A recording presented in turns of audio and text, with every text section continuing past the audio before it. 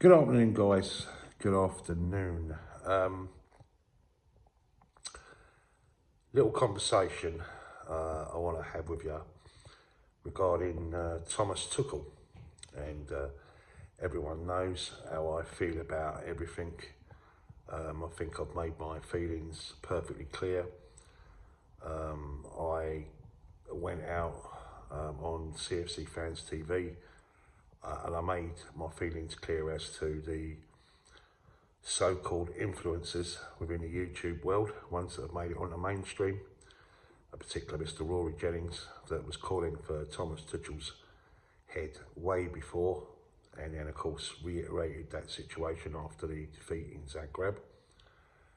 And you know, I said my bit, and I was, as I say, I was blown away by the support that I received, especially in the comment section. Hundreds, in fact, people were just saying, you know, basically, well done, it's how they think too. So I know that I wasn't really saying something which a lot of Chelsea fans have been thinking and saying. Now, of course, since then, things have happened. Thomas Tuchel has indeed been removed, sacked, and he leaves with a £17 million compensation package. Okay, that's not too sad, is it? Let's be fair. But we've lost a fantastic manager. We really have. But of course, we've now got someone who has come in from Brighton, and Graham Potter, and a new era begins. And I've said all along, it is all about Chelsea FC. It's it's about the club. No man or woman or whatever is more important than the club. So therefore, I shall support Graham Potter, as indeed I was doing on Wednesday night in the 1-1 draw in the Champions League. That said, I still feel a little bit bitter towards the owners of the football club, who I've never, ever had a bad word to say against, because I think whatever you can say about them, they've invested a lot of money. They are, in fact, billionaires trying to do the right thing, let's be fair, not just for their own investment, but for the benefits of Chelsea. And you cannot fault the amount of money that they've spent in this particular transfer window, 270 million. And I dare say they'll probably spend a massive chunk again in the forthcoming winter window. I think it's fair to say the spending won't stop. And I do think that they really do want the best for Chelsea, in terms of the fact that we will always be trying to be the biggest and the best. And I think that's definitely, you know, where they see us as a football club. Listening and watching his recent interview, you know, he's absolutely right. There are complete and untapped markets out there. This digital era that we're moving in towards, I think football clubs will just 10x in terms of valuations. And I think the digital platforms will play a massive part in that factor, and the way commercially we are presented around the world. As I say, lots of untapped markets, and you can definitely see where he's going with all that. A lot of criticism he's faced off people like Jamie Carragher, Gary Neville, with regards to what he's saying about the All-Star games, North and South and everything else. Well, look, you know, you can't say, I know football is football, and, you know, you don't want things to change, etc. But you can't never, ever stop learning and investigating things that clearly are going to be beneficial to the football club in terms of its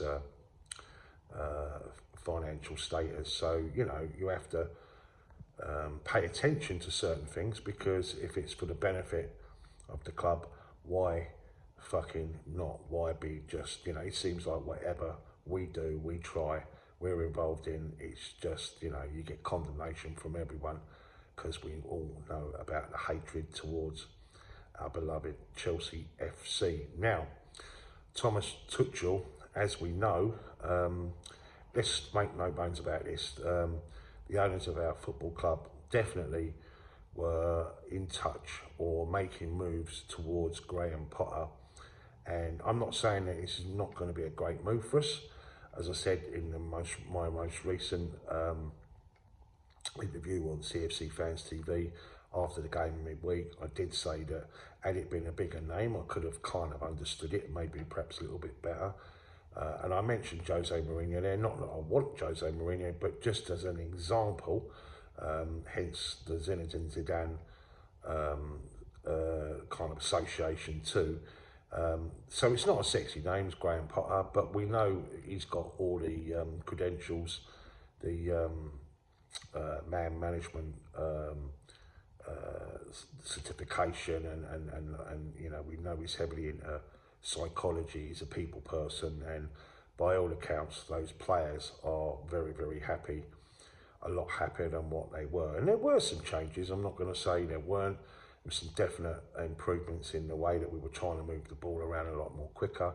They looked a lot happier on the ball, just the same old sort of finishing issues that we've had for a while. Hence the reason why it was 1-1 draw. But there were certain aspects that you have to say were, different in comparison to how they have been playing under the Tuchel reign, playing the ball out wider, etc. But, I think that this is something that Thomas Tuchel knew about, hence the reason why things haven't been the same. He has been very animated, very upset, on the touchline. I think his whole interviews, his pre-match interviews, have been very, very, he just looks agitated, he just doesn't look himself. I think his whole body language, I'm someone that's into psychology, and I can tell the difference between someone that's confident and happy to someone who's defensive, and you can see just by certain aspects of his whole demeanour that things haven't been right, and they haven't been right for a while. And of course that's going to rub over onto the team, onto the way the team plays and everything else. But I got told something today, and I don't want to say it for what it is, but I kind of want you guys out there to read between the lines on this one, yeah? So there was something else which kind of ticked our owners over the edge regarding Tuchel, and it's to do with his personal life, yeah? And there certain aspects of his moods and, sort of mood swings, and it was to do, listen, we all know, it's been well documented, the guy's gone through a divorce. Anyone that hasn't seen his children for a long period of time or gone through a divorce, it must be absolutely hell on earth. But from a humanity perspective, it can't have been nice for him, can't have been good for him. And he has gone through the most stressful period of our history as a football club, well, on a par with the times through the Save the Bridge times, etc.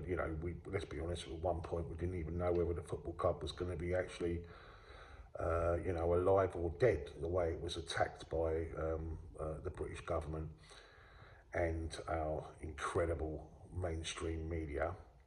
And I say that seriously with a touch of irony. But yeah, some situations obviously with regards to his personal life and the relationship that he was in, someone that was a little bit younger than him. Not to say that that's good or bad. I'm not going to sit there in judgment over anyone's life. My wife, she's 22 years my junior, and I'm certainly not going to sit there and fucking throw stones at anyone and anyone's particular set of circumstances, because it's their life, it's their fucking business. But something along those lines, and then something else, and I'm going to leave it at that. Okay, something to do with, sort of to do with the nightclub scene, but I'm not going to go any further. I'll leave you to work that one out. I'm certainly not going to put it out there, because it's not about ruining anyone's fucking career or anyone's fucking situation. It's just I think there's there's no smoke without fire, and I think there was another reason. I got told by someone who's pretty close to some people that are involved with sort of million and billionaire people and people associated within the football club, and I got told that it's something along those lines. Now I know it, but I'm not going to put it out there because I ain't made of that. I'm just trying to make people see that, and I'm not saying it's 100% true, although I do, from where it's come from, I do believe there's a little bit of truth in it. But that said, I still don't see it as a big enough reason, because I'm not going to sit there in judgment, but you can understand those that, you know, invested £4 billion into a project which, with all intents and purposes, although it's all about clubs, it's not. They own it. It's their football club. They've made that decision for that particular reason. I am going to leave it there, guys. But needless to say, I think he's an incredible human being. I absolutely adored Thomas Tuchel. For me, he made the biggest impression for me as any out of any Chelsea manager, past or present. So for that reason, yeah, I am gutted. I have been gutted, but the show goes on, and so therefore, you know, big up Graham Potter, big up the new management styles, and big up Tom Bowley.